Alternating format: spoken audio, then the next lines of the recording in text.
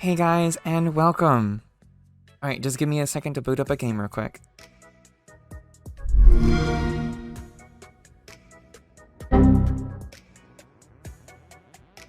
Okay, what? Let's try my Switch. Okay, what the fuck?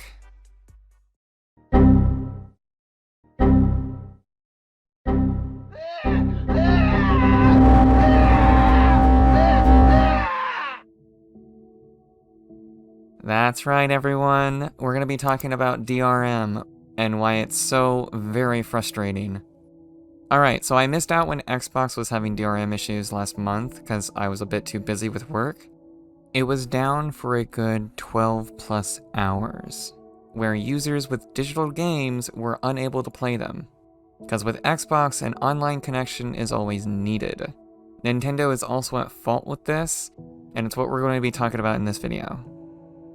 Over on MMe's news article, June 5th, a network failure that only lasted a few hours, where users were unable to access their digital titles. People being unable to purchase, download, and especially play their games, even if their games were single player and already on their Switch. See, now that's some bullshit. Why? Oh, why?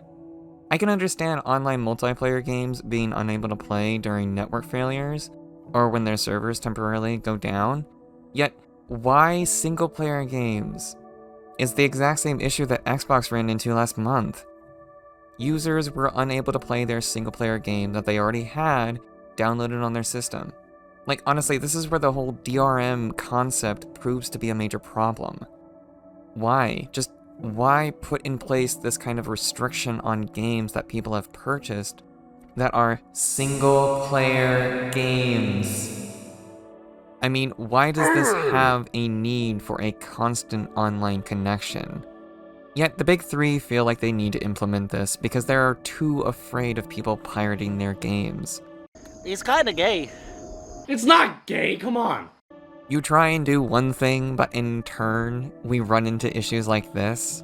I can understand people wanting to set up a system to prevent piracy, yet in doing so, having DRM set up the way that it is honestly doing more harm than good, because people can't even play the games that they've paid for. Why? This, and on top of preservation, which arguably, Nintendo has done the worst in this. Let's not forget them shutting down the eShop for both the 3DS and the Wii U next year, where all those digital games that are only on that shop will vanish completely with no other ways of obtaining them. Cause guess what? Nintendo literally stated in their Q&A that they have no plans to offer those digital games in any other way. Of course, they have since removed that statement, but thankfully Kotaku has it saved. Oh yeah, to add on to all of that, Nintendo has stopped the ability to add funds via credit card as of May 23rd, which was roughly 3 weeks ago. You're still able to add funds via eShop cards until August 29th though. That's roughly 3 months away. After which you will no longer be capable of adding funds to your account on the 3DS and Wii U. That's still 7 months' time after they've completely closed down the ability to add funds. So you better have stocked up on funds in time, or else. Because it doesn't seem like Nintendo gives a crap. Thanks, Nintendo! One more note before moving on with the video. The ability to re-download Wii U, and 3DS games.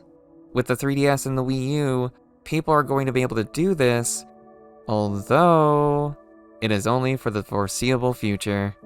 Quite honestly, Nintendo is basically just saying, we're allowing you to do it right now, but we can stop it at any time we feel like. Nintendo is honestly one of the worst at preservation. Xbox is doing just a little bit better than the other two, but even still, their DRM is far, far worse. It's also funny when people still think setting up their console as the primary is the main fix, when honestly, when it was down for that 12 plus hours, not even that worked. I mean, at least here on Steam, if their servers go down, I am still capable of playing my single player games. All I have to do is just set Steam to offline mode, and boom, boot up my game. When are companies like Nintendo, Sony, and Microsoft going to implement something like this? So even when their servers go offline, consumers are still capable of playing those games they've paid for. Preservation seems to be just not a thing anymore, I guess, because these companies certainly aren't thinking about it. I love currently how it is here on Steam, and I'm hopeful as time goes on, when we completely switch to an all-digital format, publishers have managed to fix these issues, or they have implemented something that is better than DRM. Because at this point, it just needs to be removed. Or else, this sort of thing will just make people want to pirate games even more, even when piracy in of itself isn't even an issue. Because I completely understand how people on console are so afraid to completely make the switch to an all-digital format for their games, because we have companies like this that are doing so poorly with things like DRM, needing a constant online connection to just play the games that they've purchased. Hopefully in the future this stuff gets fixed, but at this point, I don't know.